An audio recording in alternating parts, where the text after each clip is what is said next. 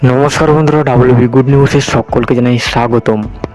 আজকে আমরা দেখে নেব পশ্চিমবঙ্গের 10টি বিধানসভা কেন্দ্রের উপনির্বাচনের যে লোকসভা আসনগুলিতে যে প্রার্থী জয়লাভ করেছেন এবং যে উপনির্বাচনের আসনগুলি খালি রয়েছে সেই আসনে তৃণমূল কংগ্রেসের প্রার্থী কারা। তো চলুন জেনে নিই। প্রথমেই আমরা শুরু করব কোচবিহার লোকসভা কেন্দ্রে। কোচবিহার লোকসভা কেন্দ্রের নীতিশ প্রামাণিককে হারিয়ে জয়লাভ করেছেন জগদীশ চন্দ্র বাসুনিয়া। ওই আসনটি জগদীশ চন্দ্র বাসুনিয়া সংসদ পদ রাখায় এই আসনটি খালি রয়েছে, অর্থাৎ এই আসন থেকে তৃণমূল কংগ্রেসের হয়ে প্রার্থী হতে পারে পার্থপ্রতিম রায়। লোকসভা আসন আলিপুরদুয়ার। আলিপুরদুয়ার লোকসভা কেন্দ্রে বিজেপি প্রার্থী মনোজ টিগ্গা জয়লাভ করেন। তো এই আসনটি মনোজ টিগ্গা তার সংসদ পদ ধরে রাখার জন্য বিধায়ক পদ খারিজ করেছেন এবং এই আসন থেকে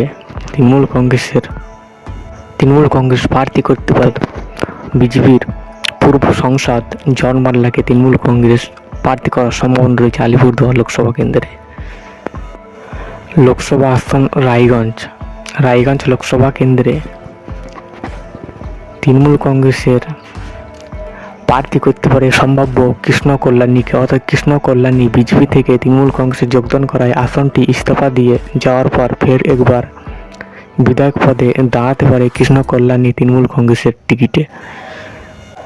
লোকসভা কেন্দ্র রানাঘাট লোকসভা কেন্দ্রে বিজেপি থেকে আসা মুকুটমণি অধিকারী তৃণমূল কংগ্রেসে যোগদান করে এই আসনটি খালি রয়েছে, অর্থাৎ জগন্নাথ সরকার বিজেপি প্রার্থী জয়লাভ করেছেন।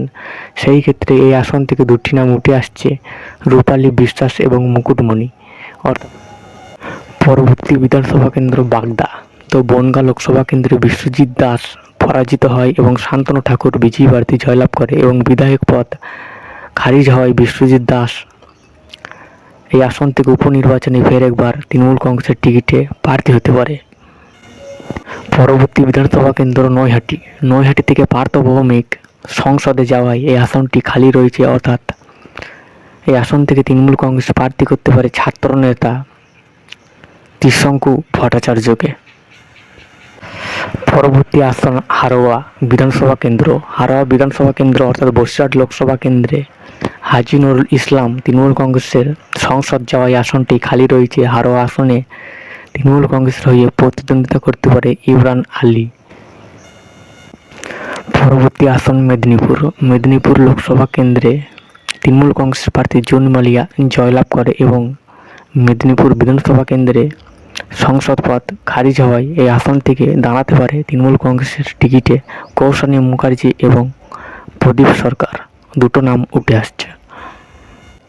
পরবর্তী আসন বাঁকুড়া লোকসভা কেন্দ্রে সুভাষ সরকারকে পরাজিত করে অরূপ চক্রবর্তী, অর্থাৎ তালডাংরার বিধায়ক। এই আসন থেকে বিধায়ক পদ খারিজ হয় অরূপ চক্রবর্তীর শ্রমিক চক্রবর্তীকে তৃণমূল কংগ্রেসের প্রার্থী করতে পারে।